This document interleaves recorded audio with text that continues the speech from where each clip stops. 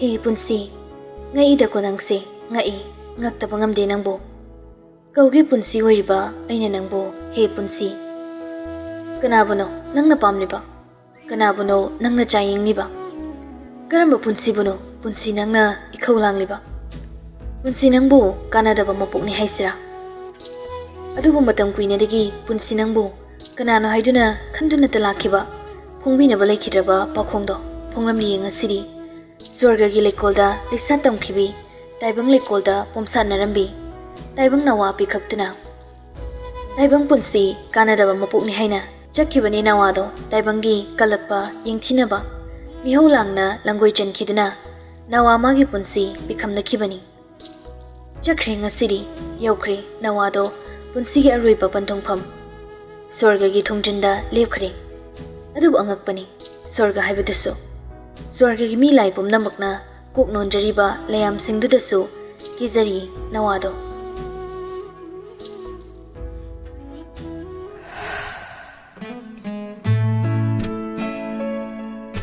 Sana thoina, sidab idau, ayumda thinbiyo. Idauna, yarwe thoibi, nang sirabani, nang asibani. Idau, ay sire, ay asibanate, sisu sidaba ibu, idauna ay sire haizalido, na jinthirido. Idau gi thoibiya, nang asi sirabani, yung. Sorga tamna wang na karakliba, amuba maikhugi mapaise ubara. Mu na karakliba maiphugi mapaise, nanggi sangskargi maikhuni. Sana thoina, taibang mapu, ay sire haye, sidaba idauna, ay karigi sihalino, ay sihangano, ay siningdi, ay gi papado, ay bukawar kay hamkape, ay bu papagi manakta thinbiyo, noy gi sarga sida, ay lainingdi. Taibang mapu mana mo, thoibi, nang di pa na matamkra, taibang gi kumay yengucho, taibang gi lila yaurjo haiduna, matam khara khakki oina malem da thabani. Adubu ichadi malem khongdarubadagi pungaw ngawraga halene. Is taibang mapu, aidi kadai da ngawriba, ngawsu ngawdana, ngawridi taibang papani. Naraibakta numithoidu ngawri natro, laibakta bu numitoknabra.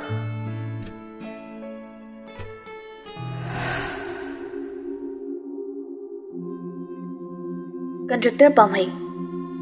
Engineer Sahib, makru amadi bara project engonda sinabiyo. Sahib ki 50% share ni. Chief Engineer ibu chawbana. Contractor pamhai, makru amadi bara project sidi contractor mari na pulaga pick up toki. Minister pamhai, project asi upo pamhai gi natik. School building macha makaki thikar upada quality maintain tawdabagi non material ngakta sizinaduna profit khaki inglaga tabak torombadagi jahi phadringaida school building ni khailaktuna angang hungi punsi pikham nakhiba angang kayana asokapan nangkhibado ngarang tanatro kesu khangjidaba chief engineer isama pusu nang uchai badagi jail yurungadaba khajikta ngai khibani adubu public na ailandi khangmadagi jail yokhidri pamaina mu sahib work minister ga sahib ka manaraga aibu project okpo thinkiba contractor pamai kana no haibado khanganba taredana dure sahib ki thamoi nungda ingna chikna lista tamjaribi nangi thamoi gi mabe mamalaya duplicate contractor pamaina matam pumbagi oina lekhoktagi thadatlani malaya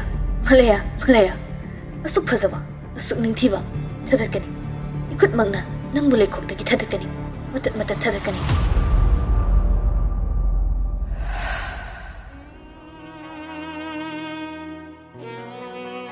ibo chawbana Malaya, tamjogi nuksibi, tamjogi naktalaku, nangegi ihan hana, unsile pun sem kiba, nuksi kodol tamna kiba, ibani ki jawar pakase, nang nundo umduna chat kibada, ngasidi igang hawe, kasi ki thongna umurum dagi, usilak kiba, chikun ba hingi, mingla bathasa ki mangalse, tamjoga naga yumuna haiba, ha, tamjogi nuksibi, tamjogi naktalaku.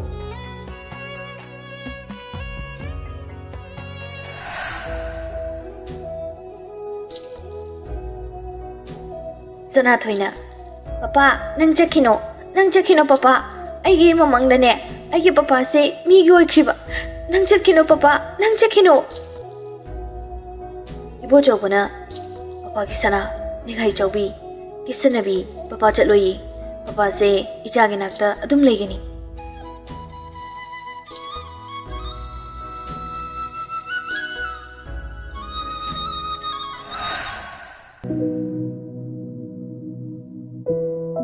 sana thoina sanau macha nanak te lepliba san mapi se nangi mamara nangi mama ga nabani su ngasi hing chingya ge mongsong marak sida tumra egi mama nung sibido mangkhreba nangegi mama do ubra ha ubra ba sanau macha gi mama ai sana thoini mama ga khoi bani su mi phata bana tanarak bane ba chingya ge mongsong marak sida ne mama ga khoi bani tumbane ba ado aigi mama do aina mit panglak pada aigi manak ta leiramdri aigi mama do ubro uradi sana thoi da takpiyo sanau macha gi mama namana chadi kaina ganu ko aigi di mama leizadri sana thoi gi di mama leizadri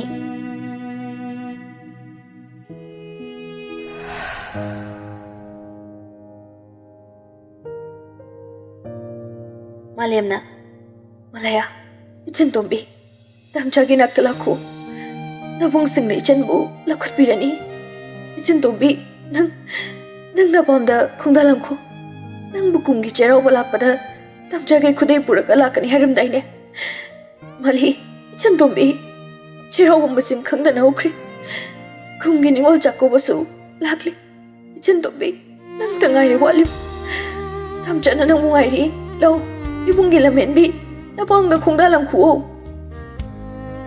ibo joguna thubi papa gi cha thubi papa ye ichana to papa ye icha gi pa malambi de chachaki bi papa ne cha bu khamre chalo icha gi pa malambi de chal na khoi loina mak ei gi nak ta gi chakro ei kana bu su khamla roi